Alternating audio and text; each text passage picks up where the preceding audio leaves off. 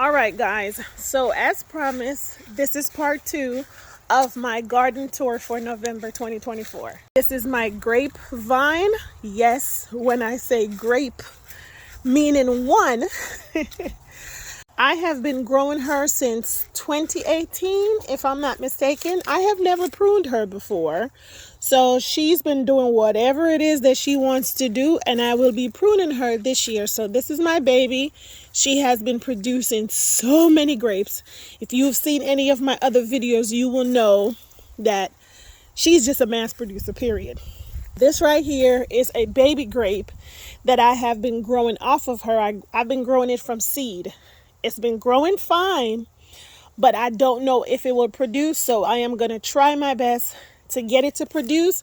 But this is all it has grown so far. It's only been in the ground for 7, 8, 9 months maybe, so she's doing pretty good.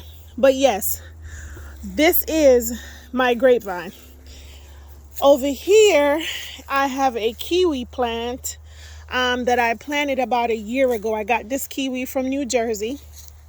And then over here is my blackberry bush that my gardener killed, and she has been growing back. My intention is to move her into a container, but for now, I don't know. I might let her stay outside for the winter, but I'm not sure yet. This is where my raspberry bush was. So that is the raspberry. This is where my raspberry bush was, and I dug her up and I put her in a container. So I'm pretty sure by midsummer of next year, I will be doing the same thing for this one. And of course, on the opposite side of my raised beds, I have another marigold that's growing that is identical to the other one that I showed you yesterday on the other side, which is this beauty right here. These are all the vegetables that I intend on putting in this raised bed, and I also intend on putting the rest of them in this container and another one that's on the other side of the house that I'm going to show you shortly.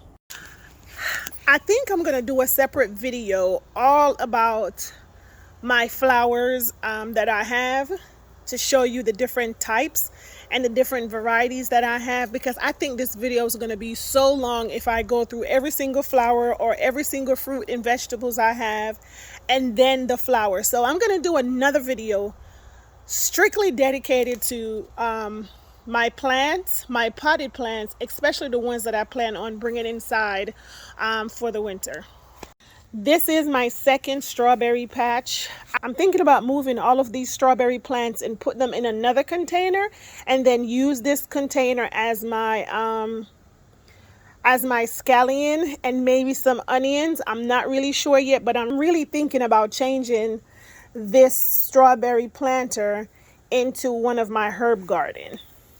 I don't remember where my brother purchased this log looking planter from.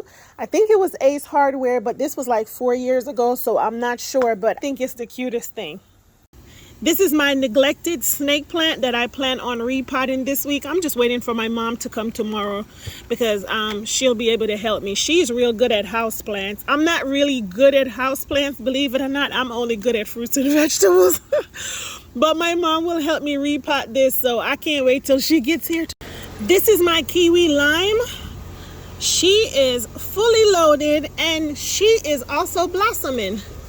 I think I bumped this. I think I bumped it earlier when I was watering it. But yeah, she is fully loaded with limes, and I am so excited because she has blossomed 3 times this year and she's blossoming again. So I am so excited. So if you guys want some tips on growing citrus, make sure that you go back and look at my video. I think it's like 2 or 3 videos in front of this one that shows you my tips for growing citrus.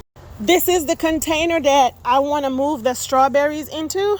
Not really sure yet, but I'm thinking about it, because if not, I need to put some carrots in this one. But I'm noticing something about this container. Look at this.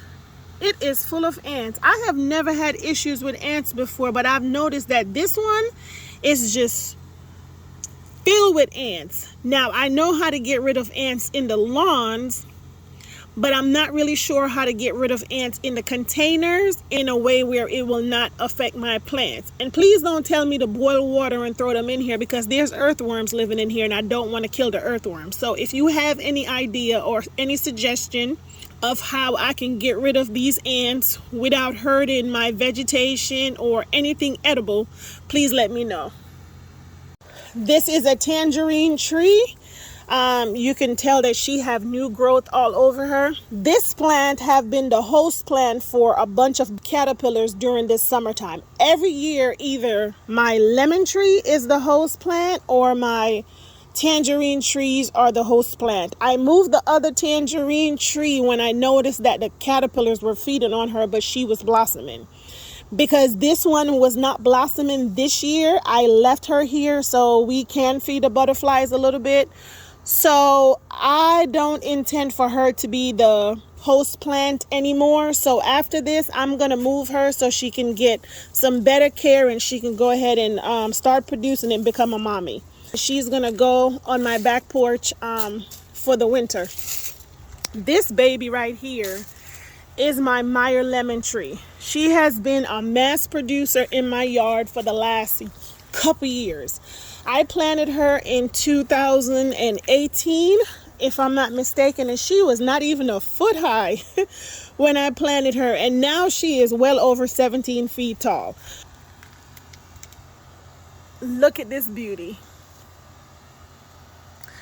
So again, if you're interested in growing your own citrus and you need any tips or advice, you can go ahead and look at my my video pertaining to growing citrus and how I grow my citrus tree to be big and mass producing and just beautiful all entirely. Look how big these lemons are. They are huge. Look at this one. Look at this. And I have big hands. If y'all don't know, I'm 5'9". These lemons are massive. Look at this. All right. Hi, Cash. Hey, Mama. How are you? How are you doing? Are you being good? No, you're not. No, you're not. No, you're not. Over here is my lemongrass. In Jamaica, we call this fever grass because it is known to help with fever. But I do know that it has a lot of benefits. So when you get a chance, please Google it, because if you ask me the question, oh, what are some of the benefits?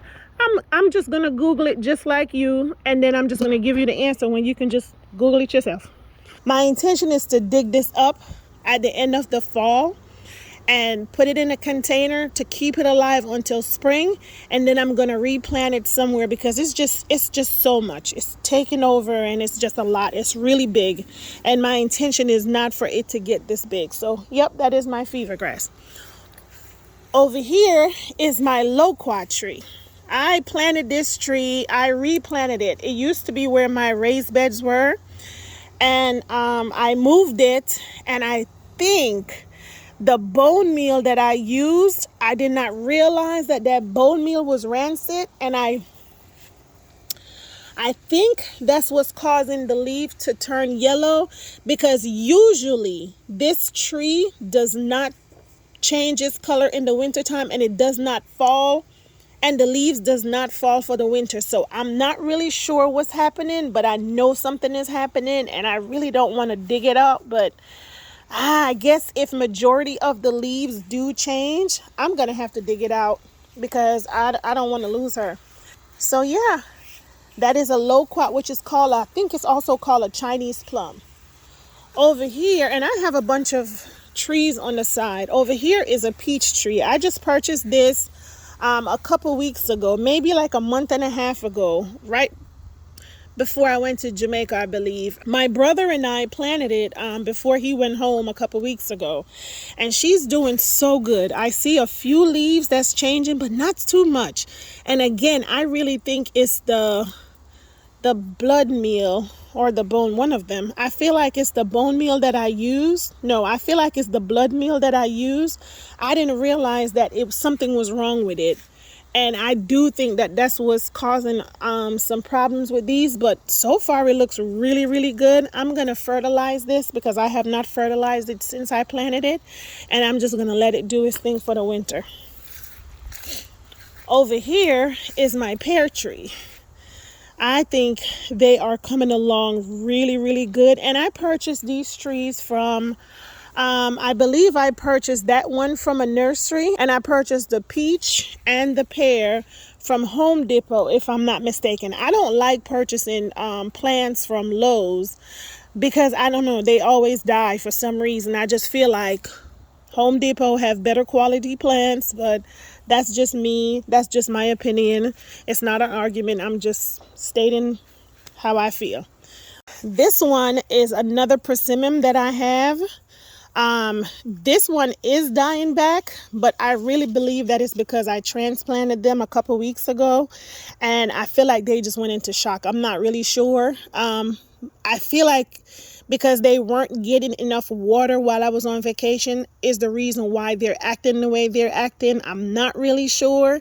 But yeah, these leaves have been falling and only 4 leaves are left. But yes, that's a persimmon tree. And this is the one I showed you yesterday that somebody was supposed to take care of while I was on vacation, and they did not take care of her. I thought she was dead, or I think she is dead. I'm not sure. So I'm going to give her until the spring. I think I see some new branches popping up, but I'm not really sure. But I do know that I am going to still take care of her. I'm not going to fertilize her, but I am going to still water her and just take care of her as if she had a bunch of leaves, and we'll see what happened in the spring. This is an ornamental plant. But if you guys know what this is, let me know in the comments. I'm not even going to say what this is, but you can tell that it needs to be repotted for the winter time. It needs to be treated because there's a bunch of bugs on here. But my intention is to repot this plant and take it inside for the winter time. So that is all of the edible plants that is currently growing in my garden.